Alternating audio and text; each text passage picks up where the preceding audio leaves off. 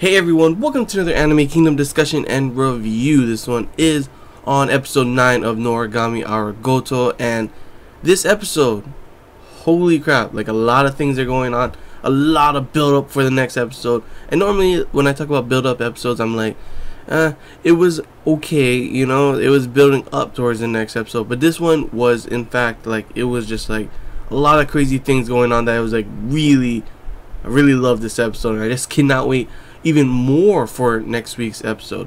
Pretty much what happens in this episode, two major factors. One, Hiyori is slowly forgetting about him, you know, and it's like, oh my gosh, this is not happening, you know, we are not having, my ship is not sinking, the ship is not sinking yet, you know, what the heck. And pretty much she's on a date with that one dude that we saw in the last episode, and she's slowly forgetting because it's been a while, it's been a long time.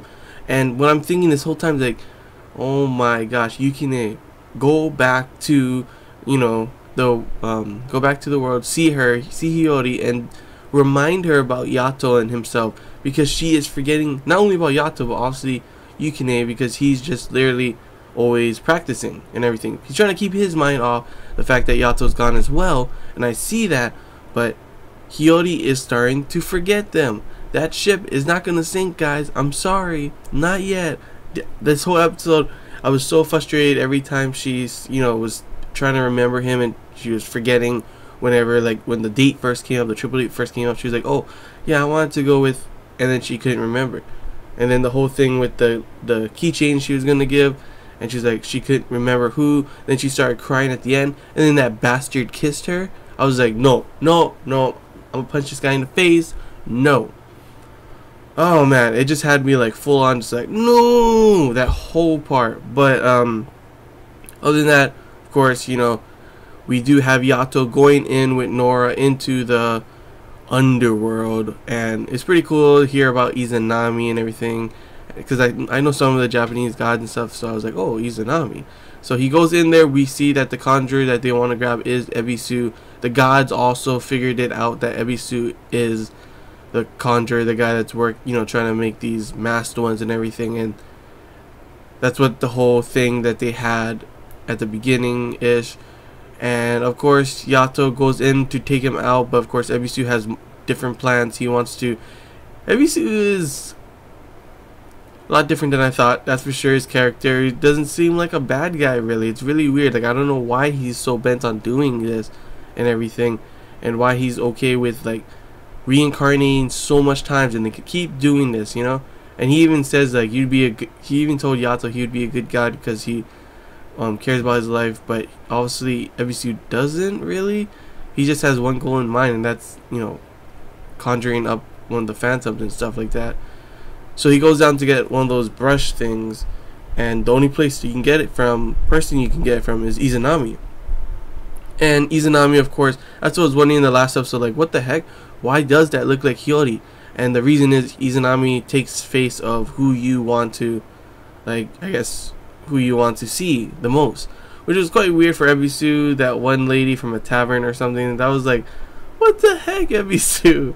That guy is so weird and funny that it makes me think, like, is he really a bad guy, or is it just something else? I'm so confused on him at the moment, you know. But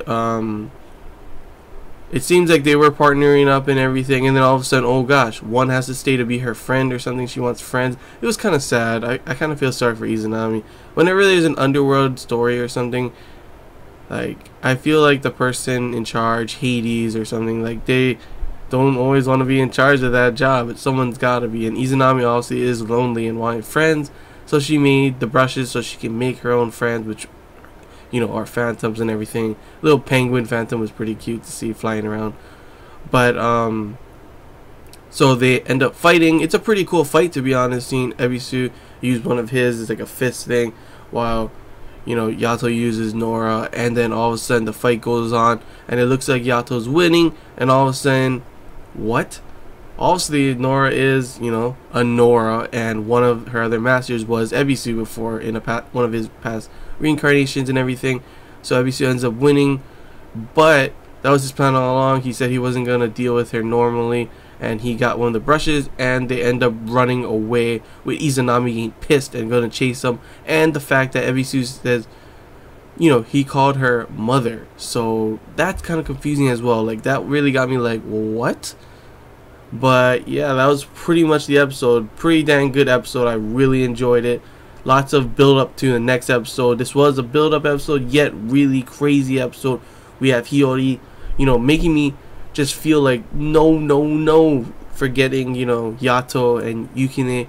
Yukine just kind of on the side, trying to, you know, he doesn't want to hurt Yato, so he's not trying to think bad things and everything. He's just being calm about it and everything. So you can definitely see that Yukine has matured and all that stuff, you know. Even what's it called, Kazuma noticed that as well.